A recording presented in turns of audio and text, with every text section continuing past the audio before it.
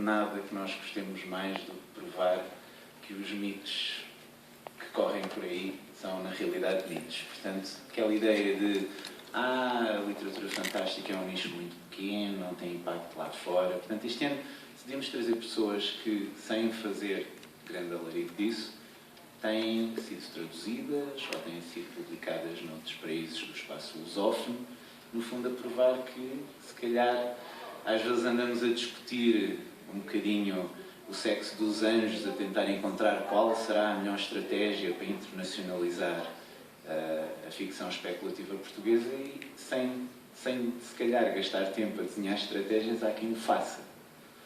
Portanto, eu pedi então a cada um dos convidados que muito brevemente falasse como é que se envolveu na literatura fantástica e depois, no caso dos dois primeiros convidados, no fundo foi começarem, principalmente o João, a aparecer com alguma regularidade nas antologias brasileiras que têm aparecido nas editoras como a Tarja, que infelizmente agora fechou, na Estronho, portanto em várias, na Draco, em várias editoras. Portanto, como é que começou essa experiência? O que é que tem sido o contacto com os editores brasileiros? De alguma forma o feedback do público brasileiro, pelo menos na minha opinião, é sempre muito mais afoito a dar opiniões do que propriamente ao português.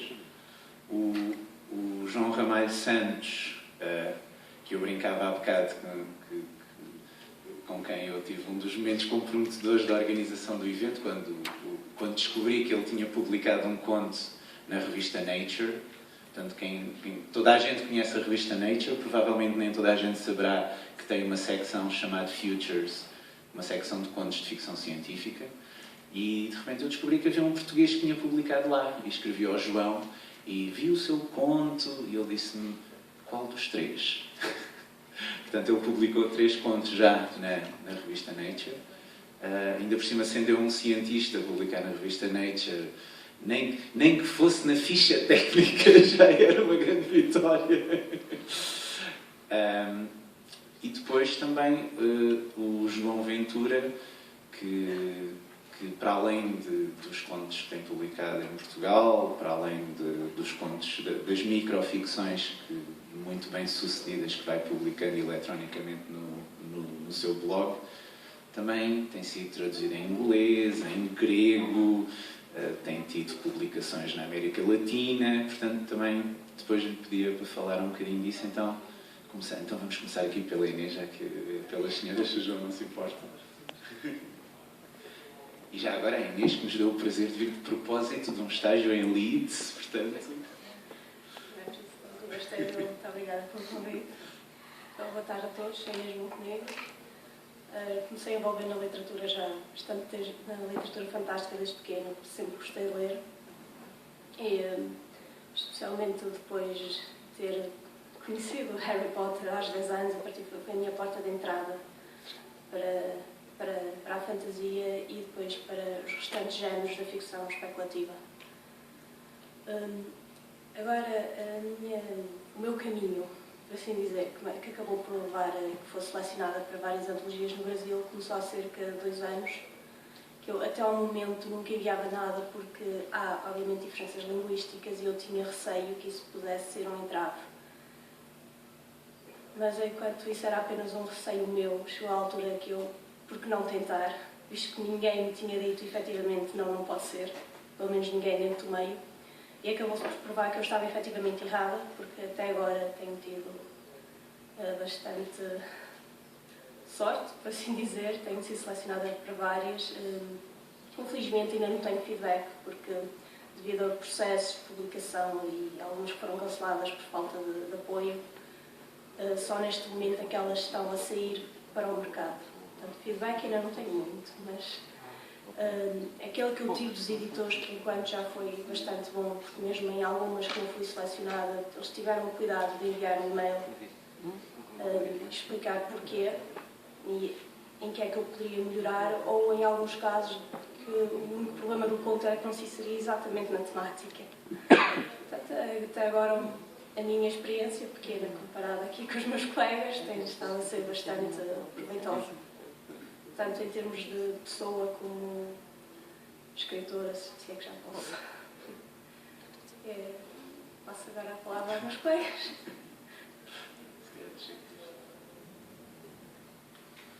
Ora bem, eu chamo João Rogaciano. Eu estava a pensar agora o que é que poderia dizer sobre mim. Não vou fazer como naquela série do Onde Para a Polícia, quando lhe perguntavam o que é que era no passado, eles começavam no princípio, havia umas sobre meteoritos, não sei. Não. Mas faço um breve apanhado. Tenho 47 anos. Desde muito pequeno sempre gostei muito de livros. Na altura o que tínhamos era a biblioteca da Carlos de Gulbenkian, a biblioteca itinerante, e portanto eu devorava aquilo tudo, todas as quinzenas, a biblioteca ia lá e eu, portanto, gostava muito de ler de outros livros dos vários géneros, desde os clássicos, ficção científica, fantástico, policiais, portanto, digamos, todos esses géneros eu gostava muito. Depois, entretanto, na minha adolescência, aderi a um grupo lá em Alverca que fez notícias de Alverca, e eu, portanto, tinha lá uma colunazinha onde escrevia uma crítica sobre os jogos do Spectrum na altura, ou do Atari, ou dos eventos que havia na FIL. Entretanto, a minha veia literária, entre aspas, ficou aí um bocadinho adormecida durante uns anos, até que comecei, houve uma grande superfície que fez aí há uns 6 anos atrás, 7 anos atrás, lançou um concurso para escrever um livro, e fui desafiado por um amigo meu: porquê que não escreves? Eu escrevo também.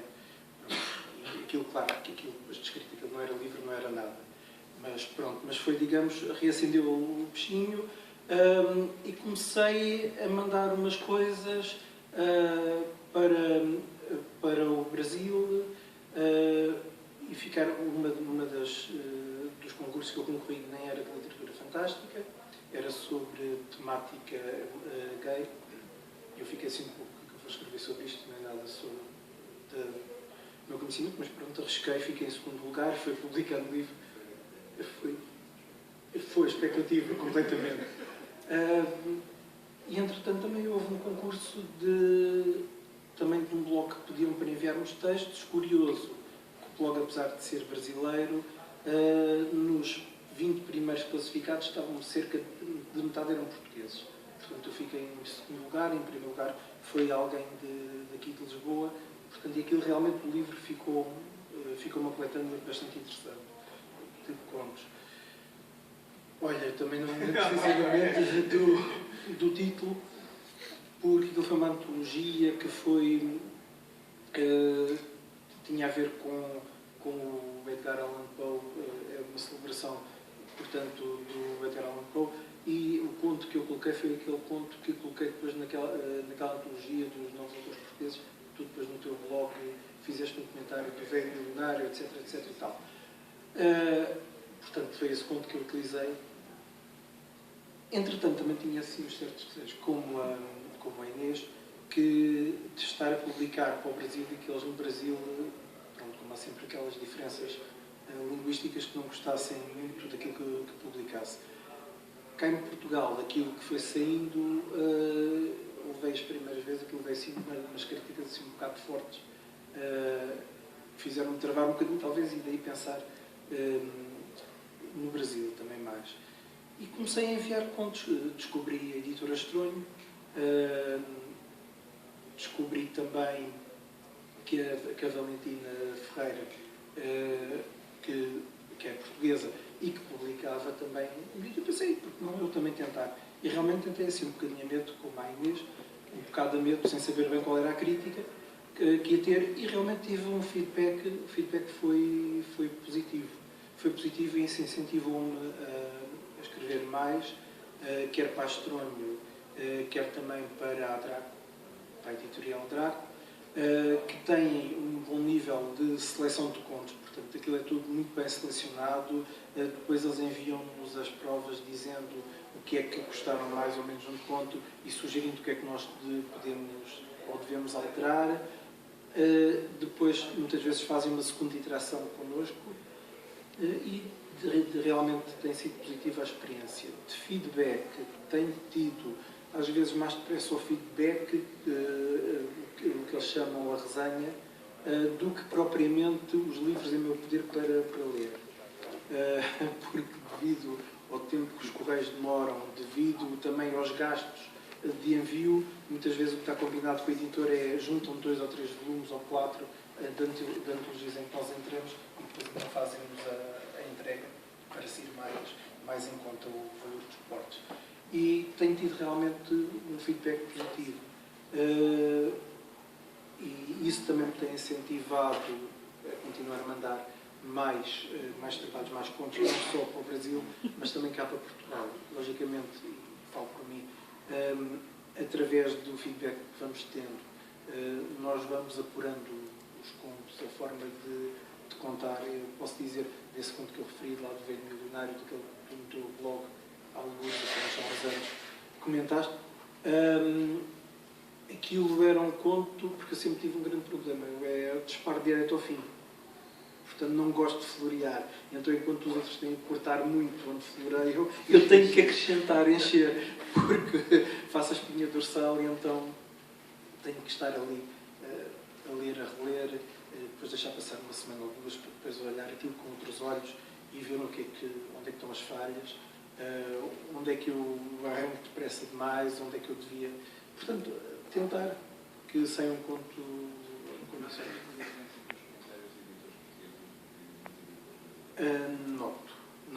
Noto é o seguinte, não quer dizer que ambos não cheguem ao mesmo lugar, mas a nível não tanto de editores, a nível de editores, estou a perguntar em relação a editores, não, a nível de editores, tanto são duros de um lado como do outro. Portanto, o que pedem para notar, e agora posso falar agora da antologia da Wayne Punk, porque até aqui tínhamos pedido para não divulgar nada, não é? Da antologia Wayne Punk foi um dos casos. Eu enviei, depois a primeira interação que tiveram comigo foi: atenção, que isto é para ser assim, para respeitar este espaço, para respeitar as coisas do Porto, nada de estar aqui a pôr barracas porque eu metia barracas lá no conto, aqui nesta zona de Porto, isto nunca teve barracas, não pode ter barracas. Portanto, e foi, eu agarrei no conto e tive que estar a refinar aquilo, e depois ainda houve uma segunda interação. E só depois de eu ter respondido à segunda interação, e ter passado uma semana ou 2, é que depois me dizem: olha, pronto, o ponto está aceito. Foi algo duro. No Brasil também, em termos de editores, também se verifica o mesmo, uns mais do que os outros.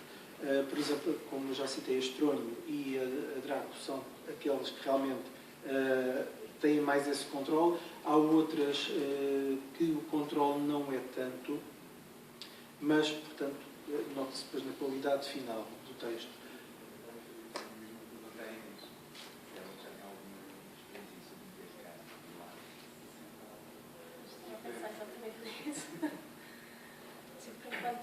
Até agora que não caio, eu não sou muito antologias, mais a fanzines, zines, e até agora tem sido mais ou menos similar. Também considero que sejam respostas muito boas, em que trabalha talvez um pouco mais com os editores de cá. Cá tem, não sei se é de espírito, se é de boa facilidade, ou se porque as pessoas se sentem mais à vontade. Após receber o texto editado, há muito mais espaço para trabalhar em conjunto, contactar com a editora e estar, através de qualquer dispositivo da internet, a alterá-lo em conjunto, trocar ideias.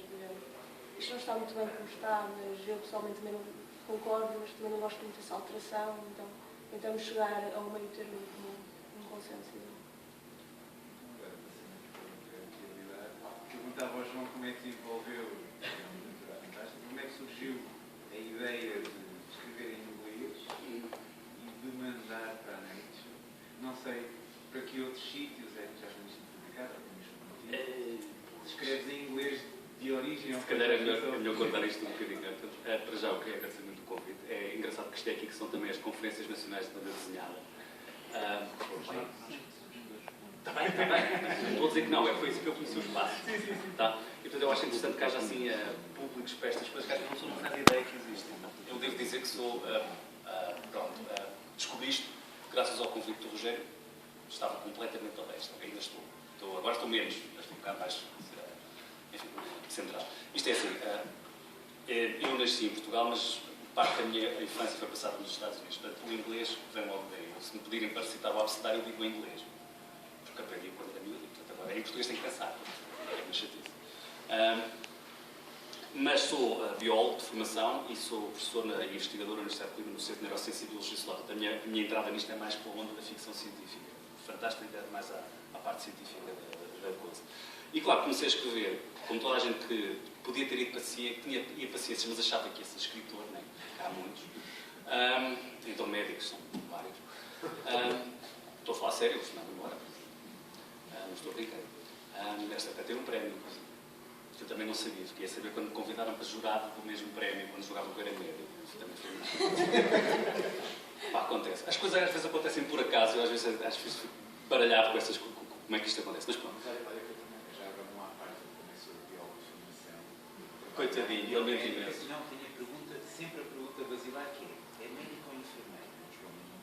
Pois, lá está. Enfim, pronto, isto estão à parte. Os biólogos têm muitas piadas nestas, não nos deixem começar, porque a gente não para nisto. Não. Portanto, faço investigação, tenho um grupo de investigação e tal, e comecei a escrever coisas. Tenho um romance publicado em português, em 2007, na Afrontamento, que não tem nada a ver com o Fantástico, okay? Porque a primeira crítica que me fizeram, para já, eu acho muito interessante ouvir aqui a Inês falar, porque dá-me a ideia que há um trabalho de editing, que era uma coisa que em Portugal antigamente não havia, não sei se há agora. Começa a ver, eu acho isso brilhante, porque basicamente diziam ou gostam ou não gostam.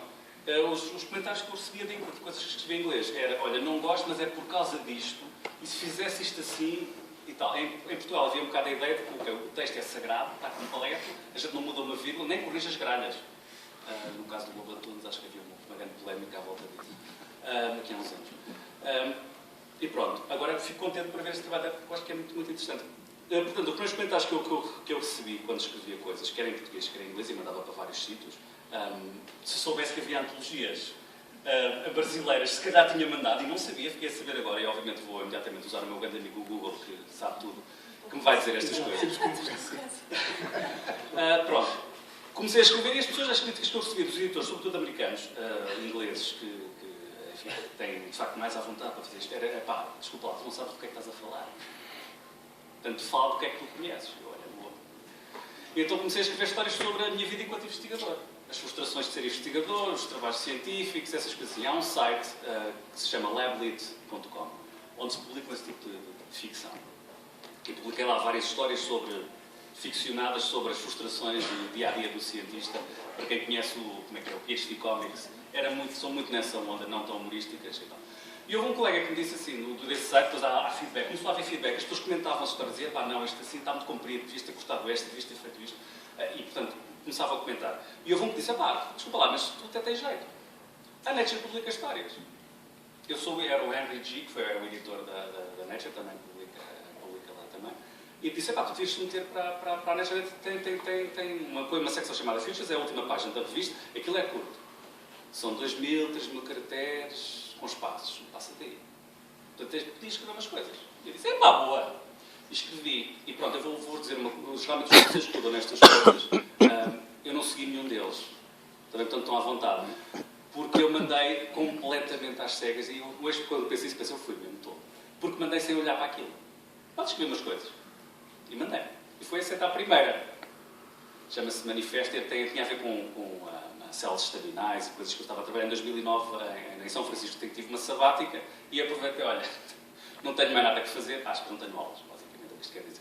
E escrevi e mandei. E foi aceita a primeira, em 2009, foi publicado um artigo científico e um artigo de ficção na mesma revista. Se hoje me perguntarem, eu até faço uma piada, porque eu não sei qual é que é mais ficção. Porque a parte de ficção começa a tornar-se muito realidade hoje, e a parte da realidade que foi publicada, não foi no mesmo número, gostava que tivesse sido no mesmo, não tinha tido piada. Afinal, aquilo já não é bem a história que a gente contou nessa altura, já não é bem a mesma história. Portanto, tem piada a esse nível também. A outra coisa interessante que me disseram é que a Nature paga.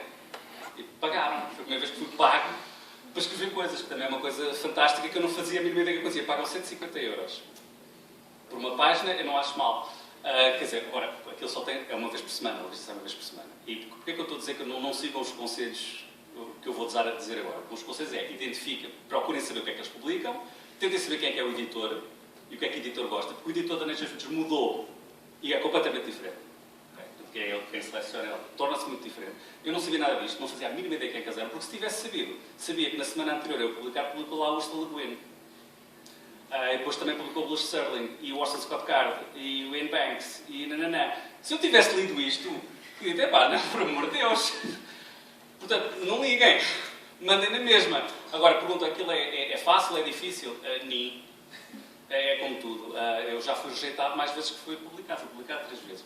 Fui rejeitado muitas mais. A taxa de rejeição, acho piada, isto que eu perguntei ao Colin Sullivan, que é o atual editor do Nature Futures, perguntei-lhe a falar, qual é a taxa de rejeição que vocês têm? É 93%. Que é exatamente a mesma taxa de rejeição que a Nature fez, não?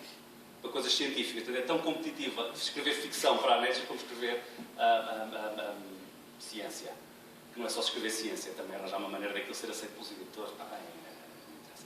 É muito complicado. É complicado, não é chato para você, não interessa. Quer dizer, é política, mas é mais política às vezes que ciência. Pronto, a partir daí, o último conto que o Rogério identificou foi muito bem recebido, que é mais borgiano que ficção científica. Se eu fosse editor da Nature, não tinha publicado. Porque aquilo não é ficção científica, é uma coisa mais, de facto, borgiana. Já reparei, é do Robert Grant, que é um dos meus leitores do Black Uma coisa como o conto é muito bom. Mas aqui não era bem. Pois, mas eu gostava tanto dele, podia ter publicado lá a borla noutros sítios, mas pensei, não, vou cortar um bocadinho. Mas eu até acho que fica ali bem, sinceramente, eu concordo com ele. Pois, concordas com este editor, porque o novo editor não teria aceito este artigo, este texto. Entretanto, a partir daí comecei a ser convidado para publicar em antologias, algumas ainda não apareceram, outras estão em estudo e não sei se serei selecionado, se não. E depois comecei a pensar que não tenho tempo para isto tudo, mas pronto. Mas pronto, é por aí. Portanto, tem surgido um bocado nessa base. E outras coisas que às vezes acontecem, também escrevemos um projeto de divulgação científica para a FCT, aqui há uns anos.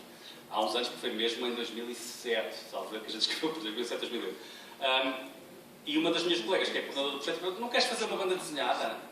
Que é de onde eu venho também, a ficção científica da banda desenhada. Eu disse, pois, se calhar era uma ideia.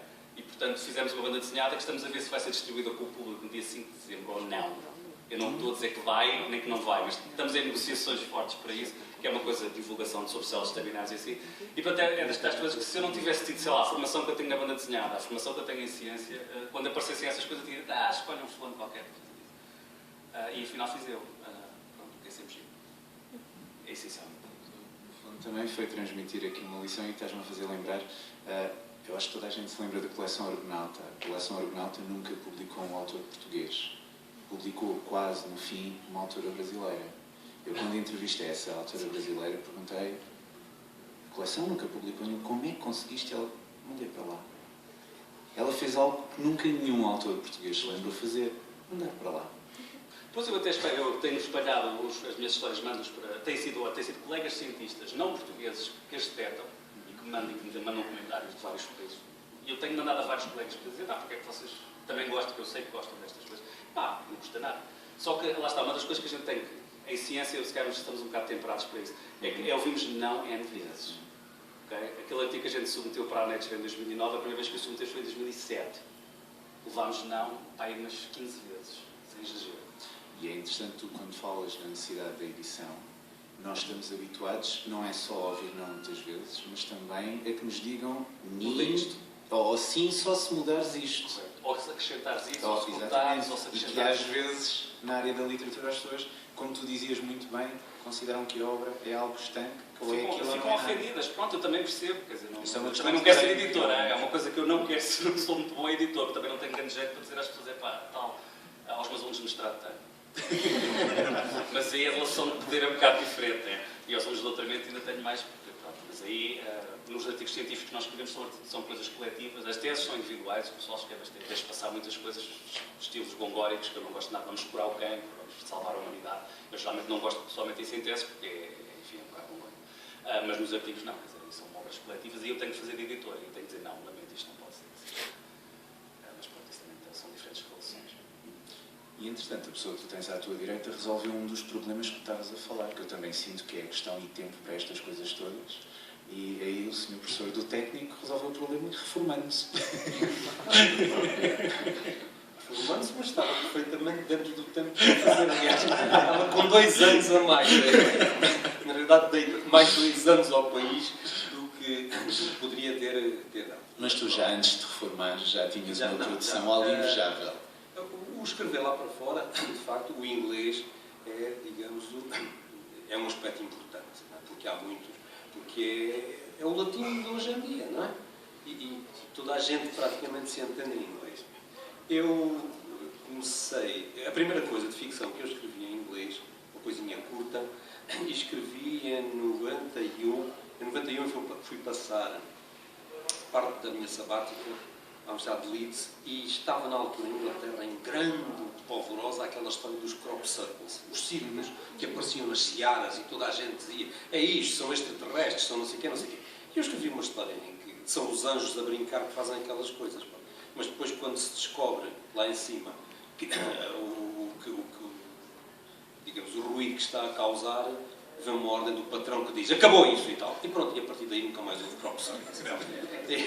E escrevi porque estava nesse momento nessa altura a viver em Inglaterra. Agora já, eu tinha experiência de escrita, naturalmente, de escrita técnica, de artigos e da tese que fiz lá, etc. Mas escrever literatura é outra coisa. Pronto. Mas isso também ficou mal e essa já apareceu, já foi aí publicada em vários sítios. Portanto, no que respeito ao inglês, em relação ao inglês, tive mais algumas experiências. Tive uma aventura grega, que tu há bocado falaste, que é um Sotiros, um grego que fazia umas edições de uma revista que era praticamente um livro, que ele organizava, chamado Universe Pathways. E ele publicou-me em dois dos números dessa revista, e publicou no número... A revista depois era publicada na Lulu, portanto a gente não só escrevia à borla, como ainda tinha que comprar um exemplar se quisesse ficar com um exemplar em papel. Pronto, mas isso é outra coisa. Ele, entretanto, enviou-me uma versão em grego da revista, com um conto meu, que é interessantíssimo, porque a única coisa que eu identifico no conto é o meu nome. mas pronto, gostei, está lá na minha estante. Depois, esta aventura grega acabou porque, a certa altura, na segunda vez que ele publicou duas coisas, uma delas era assim era um textozinho muito curto, uma espécie de prosa poética, mas aquilo estava escrito para ser lido em texto corrido. E ele não fez mais nada, montou aquilo na página, ainda por cima com aquela coisa do centrar, ao meio, centrar, que o Word ficava aqui, tinha um aspecto tão horrível que eu disse assim, nunca mais estava a fazer isso com um texto meu. Pronto, ele nunca mais me mandou e-mail nenhum e, portanto, aí terminou a minha aventura grega. Em relação ao Brasil tive uma participação numa antologia chamada Vapor Punk, que foi organizada pelo Gerson Lodi Ribeiro e pelo Luís Filipe Silva. Estou aqui. Foi publicada pela Draco. E antes disso, uns anos antes, uma vez concorria a um concurso organizado pelo clube, que se chama CLFC, Clube dos Leitores de Ficção Científica. E ganhei um prémio, aqui foi publicado no fanzine lá deles, mas depois levei alguns anos até a tal história, não é? Até conseguir obter. E foi quando um brasileiro veio cá aos Encontros da Simetria que me trouxe um exemplar. Em blogs no Brasil, tenho publicado, os blogs tendem a ter uma vida efêmera, porque o organizador do blog, a certa altura, chateia-se porque dá muito trabalho. Não é? Contactar com os autores, receber as coisas, matar, não sei o quê, e pronto. E vão fechando. E participei uma vez num livrinho chamado Contos de Algibeira, microficção. Microficção é uma coisa que eu gosto muito de fazer, e organizado pelo Laixaf, e que até teve a característica de ser... O lançamento foi feito num bar do Bairro Alto, aqui em Lisboa. Foi também uma história interessante. Outra aventura exterior foi a australiana. Há um site na Austrália. Isto, aliás, é uma indicação para quem gosta de escrever microficção. Chama-se Antipodian SF. Ou seja, tem um subtítulo que diz SF Downside Up. Portanto, eles têm a noção que estão virados de cabeça para baixo, não é? E então, eles publicam ficção curta ou muito curta. A ideia é serem contos que a pessoa, em menos de 5 minutos, lê um conteúdo daqueles, ficam satisfeitos e tal. Depois lê outro mais tarde e tal. Mas tem uma característica interessante e que mostra, resolvi falar neste caso, porque mostra um pouco a diferença que existe em termos da forma como certas organizações oficiais encaram a literatura de género, chamada de género. Os arquivos deste site são guardados na National Library of Australia.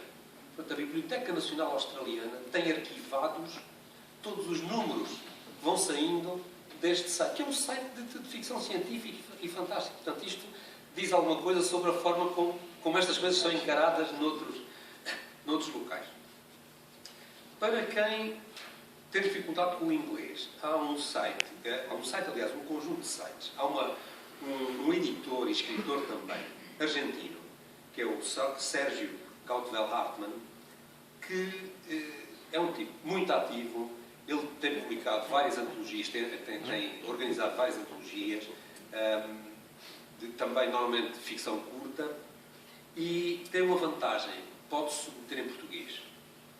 Umas vezes é ele que traduz para espanhol, outras vezes ele tem pessoas que traduzem, aliás pode submeter noutras línguas. E portanto é interessante, se a pessoa não quer estar com o trabalho de escrever em inglês ou não sei o quê, submete em português. Eu tive um continho publicado num voluminho que ele organizou, chamado Gragés, 100 cuentos breves de todo el mundo, e agora está a organizar um outro, e portanto ele está sempre na net. Se vocês pesquisarem pelo nome dele, encontram uma série de blogs onde ele aceita contos que são afixados lá, etc. Acho que só falta falar numa coisa que é o Bewildering Stories. Bewildering Stories é um site, eu acho que aquilo está baseado no Canadá, mas nem sequer tenho a certeza. O Managing Editor é o Don Webb, é um fulano que foi professor universitário das humanidades, literatura, não sei, está formado já, e começou em 2002 este site, e sai semanalmente. Todas as semanas sai uma edição deste site e publicam contos, flash fiction, que eles chamam flash fiction, contos curtos, ensaios, poesia, inclusive coisas mais longas que eles subdividem e que publicam em vários números da revista. Tem outra coisa interessante. Quando a gente envia um texto em inglês, portanto, eles publicam em inglês, mas se é um texto, por exemplo, que resultou de uma tradução em português, ele faz questão em publicar as duas versões. Publica a versão em inglês e a versão em inglês remete para a versão em português que fica também no site. Portanto, é um site interessante para publicar. Eu comecei lá em 2007, depois até 2009, e agora está para sair uma coisa em 2 de dezembro, a última coisa que eu mandei. Mas, portanto, há lá pessoal de todo o mundo, efetivamente, e que está muito bem organizado. Pode-se pesquisar por autores, pelos nomes dos contos, por datas, uma coisa muito, muito bem feita. E pronto. Não sei se é interessante alguém na audiência, João. Eu posso juntar as 3 coisas numa só. Uma clarificação para ti e 2 perguntas para vocês. Clarificação. A coleção Argonauta era dirigida pelo Sr. Eurico da Fonseca. E uma vez perguntei-lhe exatamente aquilo que tu falaste. Mas não porque é que não publicavam autores portugueses? Ele já não era o editor quando foi Era. In years gone by. Sim. Ok, ele respondeu-me e disse que de facto recebemos vários manuscritos, mas se editamos o manuscrito do Manelinho, o Zezinho e a Teresa ficam ofendidíssimos por não serem publicados. Como eu não quero ofender ninguém, não publico autores portugueses. Disse-me isto de cara chapada. Foi por isso que a Argonauta nunca publicou autores portugueses. Mas ele foi editor até que ano? Uns 7 ou 8 anos antes da coleção acabar, ele ficou meio cheio de valheiras e, portanto, trocava os livros e reeditava livros iguais e, portanto, eu acho que já não tinha o controle, apenas nominal. E a pergunta? A pergunta é para o João Ramalho se já tens contos suficientes para fazer uma antologia ou uma coletânea em português que possa ser publicada e para o resto, já agora acabo, se vos abrasileiraram os textos quando foram publicados no Brasil. Ok, depende, porque é um problema, uma pessoa tem que se focar para ter uma coisa, uma pessoa tem que se focar e fazer. Portanto, eu tenho muitos contos rejeitados pela Nature Futures. Devo ter para aí uns 15. Sobre uma página. Okay? Que é os tais 90% de rejeições, portanto a minha taxa não é bem 90%, quando chegar aos 90% eu desisto. aos 90, quando passar dos 93% eu desisto. Mas tenho para aí uns 15, 20. Depois tenho outros pontos que são de ciência, mesmo de vida científica, que não tem nada de futurologia, ok? E a minha grande dúvida é, eu escrevi-os diretamente em inglês e agora, para traduzir para português, tinha que ter qualquer coisa em vista, faço-me entender, porque se dá imenso trabalho. É como reescrevê-los outra vez. Portanto, obviamente que estou perfeitamente disponível para tudo, mas como eu escrevo geralmente, as coisas que escrevo em português, escrevo em português. As coisas que escrevo, ainda não fiz o exercício de fazer ao contrário. Fazer uma coisa em português, traduzir para inglês e visto, ainda não fiz esse exercício. Tenho medo que saia diferente. Está bem? Mas quer dizer, tenho bastante material, quer da parte científica, quer da parte da ficção científica. Já agora posso-lhe fazer uma pergunta. Sim. Nunca ninguém em Portugal, na Coleção Argonauta, arranjou um pseudónimo Manel para tentar fazer Dennis McShade? Ou assim uma coisa qualquer? Nunca ninguém se lembrou de fazer Na isso? Argonauta, não. Que saibamos, não. Não é que acho que era uma ideia que alguém vê, que é uma experiência que tem sido feita noutras áreas, Nos policiais era assim que muita gente vendia, mas era assumidamente os editores a saberem. Pois, mas muitas vezes a minha pergunta era sem os editores saberem. Por exemplo, na Netflix publicaram já vários investigadores prémios nobres e não sei o que que usaram o pseudónimo. Pois, mas na Argonauta Fica mal o Eurico Fonseca era um órgão. Não, e só uma nota, na coleção Vampiro isso também não aconteceu. Quando podia ter acontecido numa coleção de policiais, como estava a acontecer na coleção X, por exemplo, na coleção Vampiro, que eu saiba, também não aconteceu. De fazer isso, porque eu acho que era uma coisa... Pois, era uma coisa interessante. Uma das críticas que eu recebo muito nos meus textos científicos, de revistas mesmo, um dos comentários que eu recebo sistematicamente, 100% dos meus manuscritos enviados a revistas é: estes senhores deviam ter o texto revisto por um fulano que fala inglês decentemente. Também vejo Porque o meu nome é muito esquisito, tem muitas vogais, sou sempre revistado aleatoriamente nas linhas aéreas, não sei por que motivo, mas sou sempre, sistematicamente, sou sempre escolhido, não sei porquê. E eu pergunto, quando eu lhes pergunto, mas eu sei lá exatamente quais são os erros de gramática, de sintaxe, de construção de frases que há aí, pois, então está bem. Quer dizer, às vezes os nomes, estou só a dizer que às vezes os nomes... E o reviewer pseudónimo. Como usar tudo. Ficava com o post-it. Pois é, isso é um bocado essa onda. Eu tenho a certeza que se os meus textos forem assinados pelo John Sainz, aliás, os meus textos dos agradecimentos têm um agradecimento sempre ao Sr. John Sainz, que é João Santos, por ter corrigido o inglês. O John Sainz sou eu. E quando vejam um fulano native speaker, desculpem lá, quer dizer, eu não vou por aqui falar inglês porque parece piroso, mas quer dizer, com um sotaque mais gringo que o meu, eu conheço poucos e escrevo como falo, basicamente. Portanto, às vezes temos que criar este tipo de... É só... pronto, lamento. Não tentei ter pegado entre porque havia uma pergunta aqui para as duas coisas, mas respondendo à sua pergunta, em inglês tenho material que chega.